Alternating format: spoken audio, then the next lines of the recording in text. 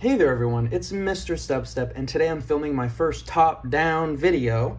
You know, top-down in the summertime, convertible, driving, I don't know what I'm going with. But I'm doing another video that nobody asked for. For some reason, these types of videos actually always do well. I imagine it's because a lot of people just like Google or look something up really quick, and then this video pops up, and then you check it out, and then you go on with your life, which I'm perfectly fine with. I love making informative videos, and today that is exactly what's going to happen. I'm going to be going over a Pokemon card species master set, what that all entails, the different levels of how you can approach it, how I approach it, where do I search for things, just everything involving individual Pokemon species master sets is going to be in this video. And the reason why I'm doing this is because I believe I have a master set of the Kirlia cards released up to this point. Now that Scarlet and Violet have finally released, there were some new Kirlia cards as well as Kirlia cameos in there, and I have all those cards, well, except for one, but just for pure Kirlia cards, I believe I have the master set. So let's get started. So what exactly is a species master set? Well, it's choosing a Pokemon, like I did, Kirlia, and getting every artwork of that Pokemon. So how do you select which Pokemon you get? So Kirlia is a Generation 3 Pokemon, which actually makes it a lot easier because, you know, Generation 3 is like EX Ruby and Sapphire and on, so it doesn't include all those WotC sets, which some of those cards can get expensive. So say you're doing a Gen 1 Pokemon like a Pikachu or Charizard, which if you have no Pikachu or Charizard cards, I highly recommend against doing that because those are probably the hardest master sets to complete. You got people, Rusty from TCA Gaming, that his goal is to have a PSA 10 of every single Charizard. I think at some points in history he did have it, but I think at other points he doesn't, and then he's trying to collect Japanese. It's wild. So be wise with what Pokemon you pick. Obviously pick a Pokemon that you like, but if you're just trying to get them raw or just the artwork's like, it can be a little bit more reasonable, basically. But then, you know, if you're shooting for a full PSA 10 set to have like the set register in PSA, like that's a completely different story, and that's on a whole nother level of collecting. So I would just choose one of your favorite Pokemon, one that's feasible, and Kirlia is my favorite Pokemon, so it works out that it's kind of a middle-of-the-road Pokemon to collect. Nothing crazy like Charizard, but nothing super obscure like a Bonsai, which only has like 1 or 2 cards. All right, where do I search for cards? Because I know a lot of people will pick a Pokemon and they'll be like, but how do I know which cards I need to collect? Which is a great question, and always you got to start with a good foundation. And I like to lay things out in spreadsheets to know which cards that I need. And best places I can say, there was a forum, I think it was E4, and if you typed in on Google like Pokemon cameo cards or like cameos and Pokemon cards, it would come up, but I tried looking that up today and I'm like blocked from the forum. I think they moved over from E4 to something else. It might be like Mount Moon. I don't know what it is. Somebody below might know what happened with that forum, but Bulbapedia is always a really great resource to have. I mean, heck, you could literally go into TCG Player and type in your Pokemon, and then a whole bunch of variants of that card will come up. It'll generally only display like it'll generally only display English cards or like whatever country you're in for whichever website that you're using. And you might have to look in other places, like for example, to find more Japanese cards. Maybe I had to go to like Troll and Toad or something. Google is another good place. You can go on eBay and just type in your Pokemon and then just keep going down all the lists and all the lists looking for your Pokemon. You can go locally, and then you can also just ask like on Reddit threads or other forums. If you have access to those forums that I couldn't get into, you can ask in there, which I'm sure there's a lot of knowledgeable people in there, especially if you're asking about Pokemon like Pikachu, Charizard, Rayquaza, all those Pokemon. So let's get into the levels of a master set. So first off, I've talked about master sets before on my channel. Please check out those videos if you're interested in like doing complete sets or master sets, or you know how I organize cards or all that stuff, what have you. But there are other types of sets you can collect besides the species master set. There's the Pokédex master set, which is a pretty popular one. Basically, you get 1 card of every single type of Pokemon. So I think now we're slightly over 1,000 now. I'll have the total amount of Pokemon, but now that we're with Generation 9, yes, Generation 9, that number just keeps growing, and of course more Pokemon are yet to be released in this generation, so that can be kind of a fun challenge. Like you can collect 1 of each Pokemon and then kind of rest a little bit, and the new generation comes out and you can collect 1 of each Pokemon again, so that one's fun. I've seen that done and it looks pretty fun. There's also the evolution line. So I only collected Kirlia. You could collect an entire evolution line, so Ralts and Gardevoir, and the Gardevoir cards would become a lot more expensive, and I know somebody's going to mention it. Oh, you know, actually I'll talk about that later, sorry. Let's see. And then also you can do something based on artists. I'm currently collecting a Kimura art basically all the different artworks from that artist in their individual cards. I don't know if I'll ever do a complete master set of that, but it's something kind of fun. So anytime I get like duplicate common or uncommons by them, I can put one of those cards to the side. So when I eventually put them all in a binder, I can just look at all those artworks, because that's my favorite art style in the Pokemon TCG. And then you can also do different subsets or just one type of rarity. Like I've seen some people like collect all the full art trainers or all the gold cards, or, you know, all the amazing rares or all the trainer gallery cards, just like simple stuff like that, or all the prism cards, just simple stuff like that. You can collect those. I mean, the Pokemon space and I mean TCGs and stuff in general, the collectible hobbies have so many different areas you can go in. You don't always have to go into the, you know, investable, get PSA 10s and all the alternate, get black labels and all this stuff. Like there are other ways of access that you can enter that are a lot more, you know, reasonable and just an easier entry point. Because I know for some people that are just starting out, it can be overwhelming seeing like all these, you know, 3, 4, 5 figure cards that are just thrown all over the place, and you got to start somewhere. So, you know, just going to a common box and finding some Kirlias that you can add to your binder is a good place to start. All right, so we're going down the levels. So first off, I would recommend I gradually increased my levels as I went on, and that's kind of what I would recommend for you too, because I don't want you to dive immediately into 12-foot waters and, you know, start drowning. I would start, you know, with your feet and then get farther and farther and farther, and you can keep adding to the collection, and at any point you can stop and be like, hey, I'm done. You can withdraw consent at any point. So first off, native language, every artwork. So basically, I live in the United States, so I order English cards. So I went and basically got Kirlia's rookie card, which is this card from EX Ruby and Sapphire, and I got this artwork, and actually EX Ruby and Sapphire had 2 Kirlia artworks, and then I got this one. So I basically did that for all the sets through Scarlet and Violet, and then I had just that individual artwork, so all the unique artworks just going on. So pretty simple, and I think that's a very reasonable place to start, because a lot of those cards, especially if it's not like a Pokemon that only comes in ultra rares, a lot of those cards are going to be fairly cheap because they're going to be like common, uncommons at the highest, like a rare holo.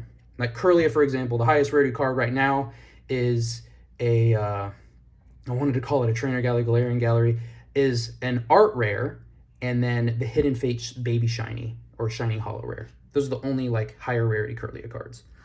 And yeah, so that is the first level. I recommend starting there. The second level is getting every variant. So what I did is I had this Kirlia card, and let me get the variant, which includes the reverse holo. So I got the reverse holo of that Kirlia, and then also got the reverse holo of this color, which I really love these original like EX Ruby and Sapphire holos, because it's just a simple reverse holo, but it just looks so clean on the cards. And I kept doing that, etc. Got the reverse holo of this one, and you have to be wary because, you know, definitely look up Bulbapedia, each individual set. Once you figure out all the sets that contain the Pokemon that you're looking for, I would just do a quick glance on Bulbapedia on that specific set, because it'll give you interesting details. Like, this set only released this card in these languages, or this set had a first edition variant but didn't have a first edition. But like, just do your research on Bulbapedia as well, and that's how it can help you fill out those spreadsheets. All right, the next level, which would be level 3, is all unique artworks. So I have all the variants. So you could skip the variants and just go straight to all unique artworks. When I went to all unique artworks, it added on 2 more cards, which were these 2 Kirlia cards. Both Butler's Kirlia. One was like a movie promo, and then one was a lottery promo. And this one is a lot more expensive. I think this ranges in like the $50 to $100 range raw now, and they're just somewhat harder to find. These ones are still easy to find. You could probably find these for under $10 on eBay, so nothing too crazy. So that is what I added at that next level, was those 2 cards, which isn't the craziest jump. But for a lot of cards, they might have language exclusive artworks, and then that might increase your numbers a lot more. But for Kirlia, it wasn't too much more to add. Also, you can add even more variants. So for example, during the E-Series time, they all have these codes at the bottom, and a lot of times they can have different codes. Those actually have the same codes, but you can actually get the code variants. I drew the line here. I want to get code variants of the E-Series cards because I think that's dumb. It's the same artwork. It's the same like print. Well, okay, it's not the same print run, but it's not like first edition or unlimited. I thought that was silly, but some people do collect the different code variants, so just wanted to put that out there. And then finally, I was like, I collected all the Kirlia cards. I kind of want to do more, so what did I do? I did another language, and of course, I had to go Japan, because I feel like the artworks are kind of split into 2 realms. You have like you know, English and Spanish and German, they have like a certain type of artwork, and then like Korean, Chinese, Japanese, they have like a certain type of artwork. There's more languages in there too. Those are just the ones I can remember off the top of my head. So I added all the Japanese cards as well. So Japan actually did first edition and non-first edition all the way through Sun and Moon. So once Sun and Moon hit, they stopped doing first edition. So that's something to be important of, because there's not a ton of information out there for Japanese card sets. And once again, look on Bulbapedia, look at these individual sets. For example, this first set, this is actually a Mudkip starter deck, which I think is so freaking cute that Kirlia came in the Mudkip starter deck. But the first set of the EX, you know, Ruby and set Gen 3 was the Advanced Expansion Pack. So that's where you have that same set symbol as EX Ruby and Sapphire, which I believe this one, yeah, this Kirlia is a rare, which I learned because I've been slowly doing Japanese. This is like Kiruria. So Kiruria is Kirlia's name in Japanese, which I think is kind of funny. It's pretty close. I've seen some that were like completely different from, you know, the other languages, which is kind of fun. So yes, every Japanese variant in Japan, it does get complicated, I'm not gonna lie, with the first editions. And then some sets, if they're like a special set or something, will have reverse holos too, because like English is pretty easy, because once they hit you know, Legendary Collection and on, every single set had reverse holos. But sets like this, well, okay, not every single set, but every single main set pretty much had reverse holos. But with Japanese, only some certain special sets have reverse holos. And then don't forget, if you want to include these two, these are the World Championship decks. Kirlia hasn't had a World Championship card in a while. I think the last one was Burning Shadows. But I imagine with Gardevoir EX being so good and that refinement Kirlia, I imagine we're going to be getting another one soon. So I'll probably get that World Championship deck when it comes out. Maybe 2023 will. But yeah, so all the variants, once again, look on Bulbapedia to see if it has a first edition or not. It will make you go crazy, and there's been a few times where I think this was like the last Kirlia that I needed from this main set, and it's really destroyed. There were times where I looked it up and it said, oh yeah, there's a first edition, but there's no unlimited, or there's a limited but no first edition. And then I'll be browsing Bai, and then all of a sudden I see a card of a variant that I didn't think existed, and I have to add it to my spreadsheet because I'm like, wait, what the heck is that? I didn't know that one came in first edition. And then it's just, yeah, it can be kind of a nightmare, but you're going to have to do your research if you want the complete set, because I'm crazy like that. But I mean, you could just stick with unique artworks and be perfectly fine as well. But yeah, and then like some sets like EX Power Keepers in Japanese, which I think this is the World Championship Pack. Like World Championship Pack in Japanese apparently is super rare and hard to find. Before I got all the cards, I was literally on Bai I went on at least once every single day, and I would look at all the new listings. And of course on Bai, you're going to overpay for stuff because you got to pay for like moving it to the warehouse, storage there, shipping, protection if you want protection and all that stuff. So you end up overpaying for individual cards if that's the only way that you can find them. So I highly recommend going through different routes first if you're trying to collect Japanese, or maybe you have better avenues. Well, a lot of these older cards, that's some of the only places that you can find them. So I'm glad I don't have to shop on Bai anymore because that was stressful. Now I just go on eBay every single day and look up Kirlia cards. So there's that. All right, the next level, sorry, that was a long level when it came to other languages, is the graded level. And don't worry, I'll show off this full set at the very end. So you can apply the graded level to all of the previous levels. So of course I started out with the Kirlia in that PSA 10 form from Hidden Fates, because this is probably like the most, you know, premium Kirlia you can get besides maybe the art rare that just came out. The illustration art rare, I apologize, I didn't complete that earlier. The illustration art rare. And you can get graded of all those. Of course, I don't have a fully graded collection of Kirlias because that would be ridiculous. And I would bet that not every single Kirlia card ever has even been graded in a PSA 10. So of course I'm striving for PSA 10s, but if it's like English holo card, I might settle for a PSA 9 as a placeholder because some of them are just harder to find. And then if you want to go beyond, even further beyond, you want to get some cameos. And when I say cameos, I mean pretty much anything at this point. Like anything goes. Like I got whatever this knockoff. Like okay, that's actually skipping ahead. Sorry, that's the level beyond this one. So cameos include cards like this Gardevoir EX, the most recent one that my dad pulled. You can see right there in the picture frame, those little baby Kirlia. And then these beautiful cards. I think this is Pokecune, and then that is of course Generations. And there's a Kirlia right there, of course, but this is a Gardevoir EX. So that's a case where I got a Gardevoir card. And then you can even see, this one actually took me a while to find, was this Floette XY promo. So sometimes you just gotta dig, like, let me go through all the promos. Kirlia is a fairy psychic type. Well, it wasn't a fairy type till Generation 6. Let me look at all the fairy type psychic type Pokemons, because a lot of times cards will group like types together, or if they just make sense to go together, like they're rivals or something, then they'll group them together. So fairy types, saw Kirlia in the background. It's kind of subtle, honestly. And then, of course, I had to get the Japanese variant as well. And yeah, so there's just so many different avenues, and it's kind of like a fun hunt trying to find all the different Kirlia cards. And when you find a unique artwork, it's just like, yes, I found a unique artwork. And then probably one of the coolest cameos that I have, let's see how fast you can find it, is this Yokohama 2008 Jumbo promo, Pokemon Center. How's that Kirlia right there? I believe that's the mast. I don't know. Ship terminology too well, but this is such a cool Jumbo. Oh my gosh. You got a whole bunch of things going on. And yeah, when I did a little video on this and I named off all the Pokemon, but yeah, that I think is the highest level that I will go up to this point. And of course I include other miscellaneous products like these really cool sleeves, a notebook, this little thing. So this is the highest level is miscellaneous products. Just grabbing anything with your freaking Pokemon on it, which depending on which Pokemon you choose, it could be really popular. I would love to get a Kirlia playmat someday, but yeah, that is the extent of the levels. And now I'm just going to go through my full collection in total. And I highly recommend making little spreadsheets. I'll do a flash of all the different spreadsheets that I have and what they go through. But we'll go through and admire this collection now that it's complete. And it is quite nice to look at. Some of these cards, it's so many different variants. And eventually when this binder fills up, I will, love the EX reverse hollows. I will probably have to upgrade to a bigger binder. So there's that. I picked this color because this is my favorite color ever. So I wanted to put my favorite Pokemon in my favorite color ever, but I might have to upgrade eventually. And then you even have the Delta Species Kirlia, which was fire type at one point.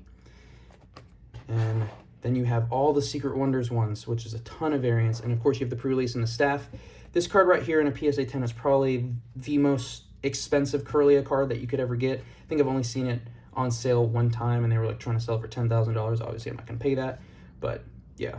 And then this is probably, this is my favorite artist that did Kirlia. And I don't know if this is my favorite artwork of all time, because I do really like the Delta Species one as well, because that one's pretty nice. But that one is just such a nice artwork, and of course there's a bunch of variants for that, because we had the World Championship deck in there. And then there's some that just come out of the woodwork. Like, you have this from a black and white set, but then there's also the Master, let me see what it was called. It was a Master Deck Build Box, and that just completely came out of the blue, and I didn't even realize that was a variant. So even a lot of the pre-made decks and stuff, be sure to look through those as well on Bulbapedia. They'll have deck lists, and then that'll be another variant that you're searching for. And yeah, we got some, Legendary Treasures, I believe? So we got the Shiny Collection, and then Legendary Treasures, yes, with the Radiant Collection as well. So that's kind of cool. Then we got Ancient Origins, and like, for example, this was a Japanese set that I think, oh, it actually did have both variants. I don't know why I thought that only had one variant. I'm dumb. Oh, it was this one. So yeah, this is one of those super obscure sets. Red Flash in Japanese only had a first edition. It did not have a limited print run in Japanese. So another thing to look for, that information is on Bulbapedia. Of course, you have the Burning Shadows, and then there's even some promos that have Kirlia. Oh, 1 second. Sorry, I remembered another level that you could technically include. And then, of course, you have got the GX Ultra Shiny, which is a really cool variant, and then the Shiny. This one in PSA 10 is a pretty pricey Kirlia as well, because it's the Japanese one. This one is so common in PSA 10. Of course, you got the Cosmic Eclipse, and then we're going into more modern stuff, which is really cool. So not too many Kirlias printed in the modern days. This is a really competitive Kirlia, but people prefer this artwork, which I do too. This artwork is not my favorite. And then, of course, the staff version of this one as well. And then we finish up with the beautiful Scarlet EX. And yeah, basically Scarlet EX and then Scarlet and Violet base in here. And then the Japanese and the English. And that's what prompted me to make this video, because I finally completed that. And then we can go through our other variant cards. So we have some Lamina cards, and then this random thing. I don't know why I got it, but I saw it. And it's funny, when you get these cards online, you think they're going to be way bigger, and they end up being really small. And then more Lamina cards right there. This one, let's see if I can get the Kirlia to show. There's the Ralts. There's the Kirlia. This one I thought was really cool. It's like a Game Boy Advanced card. I think that's like a Roma Lady or Lass or something, trainer. I think it's Roma Lady. Left this space open because there is another playing card that I saw with Kirlia on it. I just want to pay $25 for it. This is one that has like a picture on the back that forms a picture. And then these are some like advanced cards that I've seen. Oh, I don't know why I left this whole page blank. But these are like some advanced cards that I've seen, which are pretty cool. If anyone knows why there's different variants, like a silver and then the pink, like what that means, is this rarer than this one? Because this one's like kind of blurry in the artwork and that one isn't blurry. I don't know. I see Kirlia, I see different colors, I buy. So there's that. Of course, this is just missing the Japanese Gardevoir EX, which is hovering around $200 right now. So I'm going to chill on that one. This one is also another expensive one. I think this one's like around 70 or 80 to buy raw. And this one's like 10 to 20 bucks. And then these ones are actually really cool too. I like these artworks. And then some of the see-through cards, which are in like different languages and stuff, which is really cool. I think this one's like Spanish, and then this one might be German, yeah. And the final page with those tops, got the regular one, and then the hollow one, which is pretty cool. And then those two floettes. And the final level, I think this level would go before the miscellaneous products, but you can also get all sealed product that has Kirlia. So adding this one to my collection, I now have all the blisters that contain Kirlia. So you have the Ultra Prism Kirlia right there. So that one's still sealed. You have it has Steam Siege in the back, but these look like XY breakthrough cards, I believe. And then, of course, the Silver Tempest one, which I think this was like a Europe exclusive or something, because I could never find this one in the United States, but maybe I'm just dumb and I couldn't find it. And we'll go through the graded cards really quick. So these are all my English ones. Of course, would love to get every single PSA 10, but I'm mainly trying to focus on the hollow ones. And yeah, I'll get a 9 if it's an English reverse hollow, and then I want to eventually replace it with the 10, but I do have some EX. Like this non-hollow PSA 10 Kirlia, no one would ever want to buy this, but I'll buy it for 20 bucks because it's part of my master set, and yeah, so anytime I see those cheap PSA 10s, I can't resist. But yeah, like these reverse hollows are kind of cool. Would love to get that one in a 10, and I don't have the hollow one of that. Would love to get that hollow one in a 10. But yeah, that one in a 9 is really nice. And then of course I did have to pick up the PSA 10 of the newest card in Japanese, which is probably a super easy 10. And then this one's a really nice one in a 10. And yeah, we'll just go through these really quickly. I didn't show these off in my my previous videos. This one's pretty cool in a 10. I like this one a lot. And then this is probably the most expensive Kirlia that I own. This lottery promo in a 10. This probably is around worth $200, which is pretty crazy for a Kirlia card. And then I just have some miscellaneous ones. I wanted to use the Kirlia Shiny as my my experiment for which cases I like. Pristine 10. Would love to get a perfect 10 of a Kirlia someday. Maybe of the Scarlet EX one, I will. And then, of course, there's the BGS. And then I saw this in a 9.5, and I was like, sure, why not? And then wanted to test out the GMA slab as well. And then I already showed off all the other miscellaneous products. So yeah, that is, I know this video is kind of all over the place, but I just wanted to explain to you guys my process. And then just some final questions, because I do have notes below here. I already kind of talked about where I shop. In the beginning, I just did a whole bunch of research and then just tried to find them where I could. Like the easy ones are on TCG Player. And then I went on eBay, but I was checking. If you're going to look for Japanese, you got to do some time on Buyee, because not everything that's listed on Buyee is listed on eBay and all that stuff. So there's some stuff exclusive to Buyee, and I'm sure there's other Japanese marketplaces out there. But I used Buyee, and then when I got every Japanese variant, I was like, finally, I'm done. Because now modern cards, like, they're sold all over the place, so they're a lot easier to find. But those older cards, you just will not find them for sale. And then the length that it took me to complete this set is probably, I think I've been working on this for like two and a half years maybe. I'll have to look back at my videos, but I think it's been at least 2 years that I've been working on this, so it's been fun. And of course it's ongoing as more Kirlia cards release, say every generation, like, you know, 1 to 3 Kirlias get released, so that's exciting. And then with these illustration art rares, you know, sky's the limit. How much I spent? I've probably spent a lot on Kirlia cards, which is probably a terrible investment if that's what you're looking for. But it's probably my favorite part of my collection. Like, I mean, of course I would save, like if there was a fire and I was disregarding all the normal stuff that you protect, like photos and family and all that stuff. Well, I guess a lot of photos are digital now. I mean, I would probably save, of course, you know, my most expensive graded cards, but I'd probably go for my Kirlia collection, honestly, because this probably took the most time to build. I mean, all the other, like, modern complete sets, I could probably build those fairly quickly, but the Kirlia set, I mean, this took forever. And some of these cards I've only seen listed once. Like, some of these random first edition or unlimited variants of a card, I see listed once on Buyee, I snap it, and then I've never seen it again, so.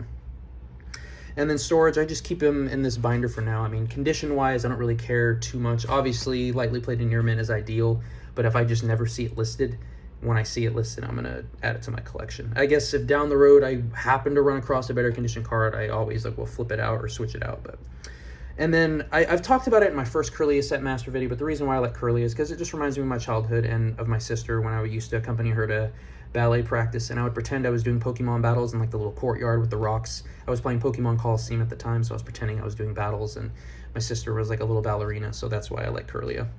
And will I do more Pokemon Master Set videos, or will I collect more species Master Sets in the future? I thought about it because I really like Shuckle, and Shuckle I feel like wouldn't be too difficult.